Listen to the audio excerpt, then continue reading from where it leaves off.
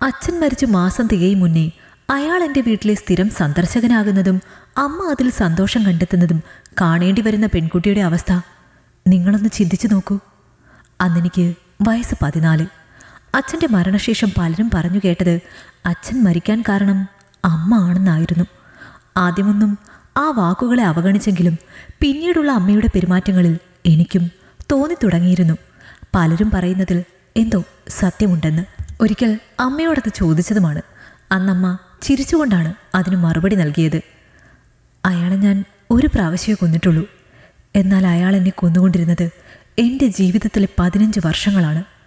അവസാന വാക്കുകളിൽ അമ്മയുടെ വാക്കിടറുന്നത് കാണാമായിരുന്നുവെങ്കിലും മുഖത്തെ പുഞ്ചിരിക്ക് വെളിച്ചം കൂടുതൽ തന്നെയായിരുന്നു. എന്തു പറഞ്ഞാലും അമ്മയ്ക്ക് പറയാൻ ന്യായീകരണമുണ്ടല്ലോ. എന്നിട്ടിപ്പോൾ അച്ഛൻ മരിച്ച് ചിതയുടെ ചൂടാറും മുന്നേ മറ്റൊരുത്തനെ വീട്ടിൽ വിളിച്ചു വരുത്തി. വാക്കുകൾ മുഴുവനാക്കും മുമ്പേ അമ്മയുടെ കൈ എൻ്റെ കവിളിൽ പതിഞ്ഞു. ആ നിമിഷം അടിയുടെ വേദനയേക്കാൾ കൂടുതൽ മനസ്സിനായിരുന്നു വേദന. അയാൾക്ക് വേണ്ടി അമ്മ എന്നെ തല്ലി എന്നോർക്കുമ്പോൾ ആ വേദന വെറുപ്പായി മാറാൻ അധിക സമയം വേണ്ടി വന്നില്ല. ഏതോ ഒരാൾക്ക് വേണ്ടി നിങ്ങൾ എന്നെ തല്ലി അല്ലേ? നാളെ നിങ്ങൾ അയാളെ ഇവിടെ കയറ്റി പാർപ്പിക്കുമോ? ഇനി അതും കൂടെയല്ലേ വേണ്ടൂ? അത് പറയുമ്പോൾ എൻ്റെ കണ്ണുകൾ വല്ലാതെ നിറഞ്ഞൊഴുകുന്നുണ്ടായിരുന്നു. അന്ന് നിർത്തിയതാണ് അമ്മയോടുള്ള സംസാരം. ആ മുഖത്ത് നോക്കാൻ പോലും താല്പര്യം തോന്നിയില്ല. എൻ്റെ ആ നിമിഷത്തെ പ്രതികരണം കൊണ്ടാവാം പിന്നീട് അയാൾ വീട്ടിൽ വന്ന് കണ്ടില്ല.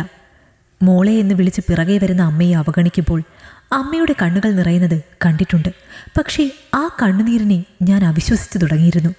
കോളേജിൽ പോകുമ്പോൾ അമ്മ നീട്ടുന്ന കാശ് അവഗണിക്കാൻ കൂടെ തുടങ്ങിയപ്പോൾ മനസ്സിൽ ഒരു ചിന്തയായിരുന്നു, ഒരു പാർട്ട് ടൈം ജോലി. എൻ്റെ ആവശ്യങ്ങൾക്ക് ഞാൻ തന്നെ അധ്വാനിക്കണമെന്ന ഉറച്ച തീരുമാനം. പാർട്ട് ടൈം ജോലി രാത്രി 8 മണിവരെ നീളുമ്പോൾ വീട്ടിലെത്താൻ 9 മണിയാകുമ്പോൾ വെപ്രാളത്തോടെ ഗേറ്റിൽ കാത്തു നിൽക്കുന്ന അമ്മയെ ഞാൻ അവഗണിക്കുമ്പോൾ ഞാൻ അതിലെല്ലാം സന്തോഷം കണ്ടെത്തി. മോളെ, എന്തിനാണ് അമ്മയോട് മോളിങ്ങനെ? ഒരാൾ വീട്ടിൽ വന്നെന്ന് കരുതി അതിന് മോൾ മറ്റൊരർത്ഥത്തിൽ കണ്ടപ്പോൾ അമ്മയ്ക്കുണ്ടായ ദേഷ്യവും വിഷമവുമാണ് അന്ന് അമ്മ അങ്ങനെ പ്രതികരിച്ചത്. അതിൻ്റെ പേരിൽ മോളിങ്ങനെ അമ്മയോട് വെറുപ്പ് കാണിച്ച് നടക്കുമ്പോൾ അമ്മയ്ക്കുണ്ടാകുന്ന വിഷമം മോൾക്കറിയോ? അമ്മ എൻ്റെ കയ്യിൽ പിടിച്ച് കരയുമ്പോൾ ആ കൈ ഞാൻ പുച്ഛത്തോടെ കുടഞ്ഞു മാറ്റി. എനിക്ക് കാണണ്ട ഈ കള്ളക്കണ്ണീര്. എൻ്റെ കാര്യങ്ങൾ നോക്കാൻ എനിക്കറിയാം, കേട്ടല്ലോ. അതും പറഞ്ഞ് ഞാൻ അകത്തേക്ക് നടക്കുമ്പോൾ പിറകിൽ അമ്മയുടെ തേങ്ങൽ എൻ്റെ കാതിലേക്ക് ഒഴുകിയെത്തി. ആ വീട് മൗനത്തിൻ്റെ മാറാല പിടിച്ചതും വാക്കുകൾക്ക് മേൽ ചങ്ങല വീണതും പെട്ടെന്നായിരുന്നു. അന്ന് കുറച്ചു നേരത്തെ ജോലി കഴിഞ്ഞിറങ്ങുമ്പോൾ ഒരിക്കലും പ്രതീക്ഷിച്ചില്ല വഴിയിൽ അയാളെ കണ്ടുമുട്ടുമെന്ന്. അന്ന് അമ്മയോട് മുഖത്ത് നോക്കി ചോദിച്ച ശേഷം പിന്നീട് ഒരിക്കലും ആ പടി കയറി വരാതിരുന്ന ആ മുഖം പെട്ടെന്ന് കണ്ടപ്പോൾ മനസ്സിലൊരു പേടിയും വെപ്രാളവും ഉണ്ടായിരുന്നു. വഴിയിൽ അങ്ങിങ്ങായ ആളുകൾ ഉണ്ടായിരുന്നതായിരുന്നു ആശ്വാസം. അയാൾ വരുന്നത് എൻ്റെ അരികിലേക്കാണെന്ന് തോന്നിയപ്പോൾ അയാൾക്ക് മുഖം കൊടുക്കാതെ വേഗം മുന്നോട്ട് നടന്നു ഞാൻ. മോളെ, അയാൾ പിറകിൽ നിന്ന് വിളിക്കുന്നത് കാതിൽ പതിയുമ്പോൾ ഞാൻ മുന്നോട്ട് ഒന്നുകൂടി കാൽ വലിച്ചു വെച്ചു. മോളെ, ഒരാളെ തെറ്റിദ്ധരിക്കാൻ കാണിക്കുന്ന മനസ്സ് ഒരാളെ കേൾക്കാൻ കൂടെ കാണിക്കണം. അയാളത് പറയുമ്പോൾ ഞാൻ ഒരു നിമിഷം നിന്നു. പിന്നെ അയാൾക്ക് നേരെ തിരിഞ്ഞുകൊണ്ട് പുച്ഛത്തോടെ ചിരിച്ചു.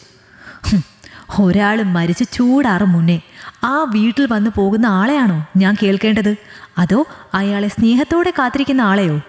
മുഖത്തടിച്ച പോലെയുള്ള ആ ചോദ്യത്തിന് മുന്നിൽ അയാൾ പതറുന്നത് ഞാൻ കണ്ടു. എന്താ, ഉത്തരവില്ലേ? അയാൾക്ക് നേരെ ചെന്ന എൻ്റെ ചോദ്യത്തിന് അയാളുടെ മറുപടി ഒരു പുഞ്ചിരിയായിരുന്നു. ഇപ്പം മോള് ചോദിച്ചല്ലോ മോൾ ആരെ കേൾക്കണമെന്ന്. മോൾ ഈ പറഞ്ഞ 2 പേരിൽ ആരെ കേട്ടാലും പറയാൻ അവസാനം ഒരു ഉത്തരമേ ഉണ്ടാകൂ. മോളുടെ അച്ഛനെയോ അല്ലെങ്കിൽ അമ്മയെയോ മോൾക്ക് കേൾക്കാമെന്ന്. അയാളുടെ മറുപടി എന്നെ ഞെട്ടിക്കുന്നതായിരുന്നു. മോൾക്ക് വിശ്വാസം വരുന്നില്ല അല്ലേ? എന്നും അകലെ നിന്ന് മാത്രം കാണാൻ കഴിഞ്ഞിരുന്ന എൻ്റെ മോളെ കാണാനായിരുന്നു ഞാൻ വന്നത്. നിന്റെ അമ്മയ്ക്ക് പറയാൻ കഴിയാതെ പോയ സത്യം. ഞാൻ ഷോക്കേറ്റ പോലെ അല്പനേരം നിന്നു. മുന്നിൽ എന്താണ് നടക്കുന്നത് എന്ന് വിശ്വസിക്കാൻ കഴിയാത്ത അവസ്ഥ. മോൾക്കറിയോ, ഞാനും മോളുടെ അമ്മയും ഒരിക്കൽ വിവാഹം കഴിക്കാൻ ആഗ്രഹിച്ചിരുന്നതാണ്. കോളേജ് കാലം മുതലുള്ള ഇഷ്ടം.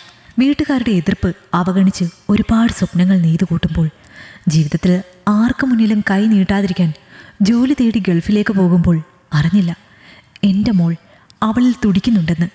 ഞാൻ പോയ സമയം നോക്കി അവളെ നിർബന്ധിച്ച് വേറെ വിവാഹത്തിന് സമ്മതിപ്പിക്കുമ്പോൾ മോളുടെ അമ്മ വീട്ടുകാർക്ക് മാത്രം അറിയാവുന്ന ഒരു കാര്യമായിരുന്നു അവൾ 2 മാസം ഗർഭിണിയാണെന്ന്. അത് മറച്ചു വെച്ച് നിന്റെ അമ്മയെ വിവാഹം കഴിപ്പിക്കുമ്പോൾ ഒന്നും അറിയാത്ത ഞാൻ ഗൾഫിൽ ഞങ്ങളുടെ ജീവിതം കെട്ടിപ്പടുക്കാനുള്ള അധ്വാനത്തിലായിരുന്നു. എല്ലാവരും എന്നിൽ നിന്ന് മറച്ചുവെച്ച ഈ കാര്യം പക്ഷേ ഞാൻ അറിഞ്ഞപ്പോൾ മാസം 4 അന്ന് വിവാഹം കഴിഞ്ഞ രാത്രി നിന്റെ അമ്മ അയാളോട് എല്ലാം തുറന്നു പറഞ്ഞു. അയാൾ പ്രതികരിച്ചില്ല.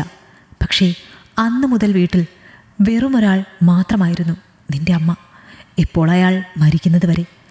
ഞാൻ നാട്ടിൽ നിന്ന് വന്നത് മുതൽ ഞാൻ മോളെ കാണാൻ ശ്രമിച്ചതാണ്. പക്ഷേ അയാൾ സമ്മതിച്ചില്ല. അന്നൊക്കെ പല വഴിയിലും ഞാൻ കാത്തു നിന്നു മോളെ ഒന്ന് കാണാൻ.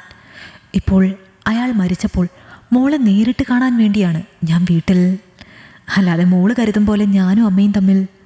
അയാൾ കൂടുതൽ പറയും മുന്നേ ഞാൻ അയാളെ കൈ ഉയർത്തി വിലക്കി. ഇത്രയൊക്കെ പറഞ്ഞ സ്ഥിതിക്ക് ഞാനൊന്ന് ചോദിച്ചോട്ടെ, ഞാൻ എങ്ങനെയാണ് ഇനി ജീവിക്കേണ്ടത്? തന്തയ്ക്ക് പിറന്ന മോളായിട്ടോ തന്തയ്ക്ക് പിറക്കാത്ത മോളായിട്ടോ? ഒരു ഉത്തരം നിങ്ങൾക്ക് തരാൻ കഴിയോ? എൻ്റെ ചോദ്യത്തിന് മുന്നിൽ അയാൾ ഒന്ന് പതറി. മോളെ, നീ എൻ്റെ മോളാണ്, ഈ അച്ഛൻ്റെ മോൾ. അത് പറയുമ്പോൾ അയാൾ വികാരഭരിതനാകുന്നത് ഞാൻ കണ്ടു. ഞാനൊന്ന് പുഞ്ചിരിച്ചു. പക്ഷേ ഞാൻ വളർന്നത് മരിച്ചുപോയ ആ അച്ഛൻ്റെ മോളായിട്ടാണ്. ആ മനുഷ്യൻ എന്നെ സ്വന്തം അച്ഛനെ പോലെയാണ് സ്നേഹിച്ചത്. ആ മനുഷ്യന് പിറന്നതല്ല ഞാനെന്ന് എനിക്കൊരിക്കലും തോന്നിച്ചിട്ടില്ല ആ മനുഷ്യൻ. പിന്നെ അയാൾ ചതിക്കപ്പെട്ടു എന്നറിഞ്ഞിട്ടും അമ്മയോട് ക്ഷമിച്ചെങ്കിൽ സ്വന്തം മോളല്ല എന്നറിഞ്ഞിട്ടും മരണം വരെ ഒരു കുറവുമില്ലാതെ എന്നെ വളർത്തിയെങ്കിൽ ആ മനുഷ്യൻ തന്നെയാണ് എൻ്റെ ജീവിതത്തിൽ ഞാൻ കണ്ട വലിയവൻ. ഇതിൽ തെറ്റും ശരിയും ആരുടെ ഭാഗത്താണെന്ന് ഞാൻ ചിന്തിക്കുന്നില്ല. പക്ഷേ എൻ്റെ ശരി എന്നെ സ്നേഹിച്ച് വളർത്തിയ എൻ്റെ അച്ഛനാണ്. ആ അച്ഛൻ്റെ മോളായി ജീവിക്കാനാണ് എനിക്ക് താല്പര്യവും. അതുകൊണ്ട് ഈ വിഷയം ഇവിടെ തീർന്നു. ഇനി അച്ഛൻ്റെ സ്ഥാനത്തിന് വേണ്ടി എനിക്ക് മുന്നിൽ വരരുത്. പറയുന്നത് കേട്ടിട്ടുണ്ട്, അമ്മ ചൂണ്ടിക്കാണിക്കുന്നവനാണ് അച്ഛനെന്ന്. പക്ഷേ എൻ്റെ അച്ഛനെ അറിയാൻ എനിക്ക് അമ്മ ചൂണ്ടിക്കാണിക്കേണ്ട ആവശ്യമില്ല. ആ സ്ഥാനത്തിന് എൻ്റെ മനസ്സിൽ ഒരാളേ ഉള്ളൂ. ആ മനുഷ്യൻ ഇന്ന് ജീവിച്ചിരിപ്പില്ല. അതും പറഞ്ഞ് ഞാൻ എൻ്റെ ശരികളെ മുറുകെ പിടിച്ച് കണ്ണുകൾ തുടച്ചുകൊണ്ട് മുന്നോട്ട് നടക്കുമ്പോൾ പിറകിൽ അയാൾ പരവേശനായി നിൽപ്പുണ്ടായിരുന്നു. ആരുടെ ഭാഗത്താണ് തെറ്റ് എന്ന് മനസ്സിലാവാതെ. ഈ കഥ നിങ്ങൾക്കിഷ്ടമായെങ്കിൽ ലൈക്ക് ചെയ്യൂ. നിങ്ങളുടെ അഭിപ്രായങ്ങൾ കമന്റായി രേഖപ്പെടുത്തൂ. കൂടുതൽ കഥകൾ കേൾക്കാൻ ഈ ചാനൽ സബ്സ്ക്രൈബ് ചെയ്യൂ.